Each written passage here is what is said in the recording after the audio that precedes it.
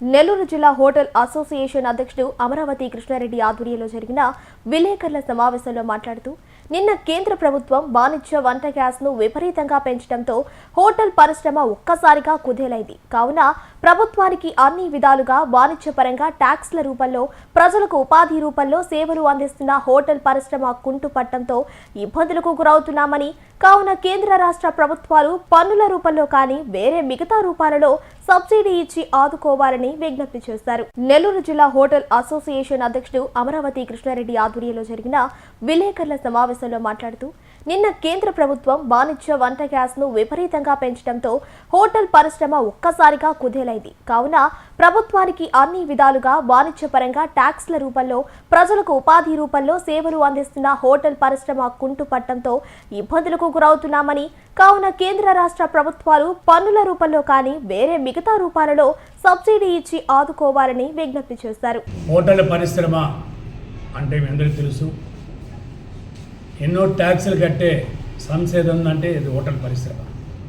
కుళాయి పన్ను కానీ, ఈఎస్ఐ కానీ, పిఎఫ్ కానీ, ప్రావిడెంట్ ఫండ్ కానీ, ట్రేడ్ లైసెన్స్ కానీ, ఇవన్నీ కట్టే ఒక సంస్థ.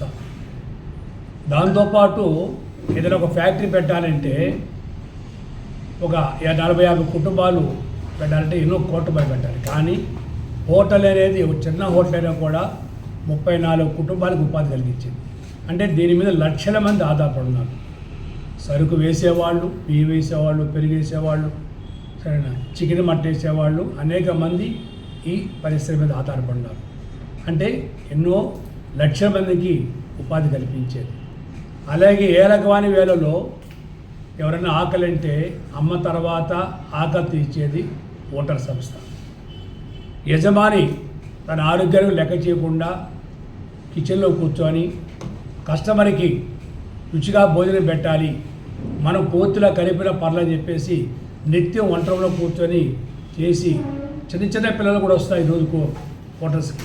వాళ్ళకి నాణ్యమైన ఫుడ్ ఇవ్వాలని ఉద్దేశంతో ఎక్కడ కూడా ఫ్రిడ్జ్లో పెట్టకుండా నాణ్యమైన అనేక మార్పులు. ఒకప్పుడు రాగానే దేవుడు దండం పెట్టేవాడు, కానీ ఇప్పుడు ఫ్రిడ్జ్ దండం పెడుతున్నాం. ఏ స్టాక్ లేకుండా ఫ్రెష్ ఫుడ్ ఇస్తూ ఎంతో నాణ్యంగా ఇచ్చే హోటల్ సంస్థ ఈరోజు అనేక కష్టాల్లో ఉంది. కరోనా కాడి నుంచి కొంచెం కష్టాలతో వస్తూ దాని మీద వ్యాపారాలు తగ్గుతూ, ముఖ్యంగా స్ట్రీట్ ఫుడ్ వల్ల ఈరోజు అనేక హోటల్స్ క్లోజ్ చేశారు. సరేనా, కొన్ని నష్టాలతో ఉంది. ఎక్కడైనా చూడండి, ఒక బ్యాంక్ అకౌంట్ చూడండి, ఒక ప్రోజెక్ట్ చెప్పండి, హోటల్ అనేక బైకులు విరిగిపోతాం, బండి మీదకి అయిపోద్ది, కానీ ఒక హోటల్ ఉండదు.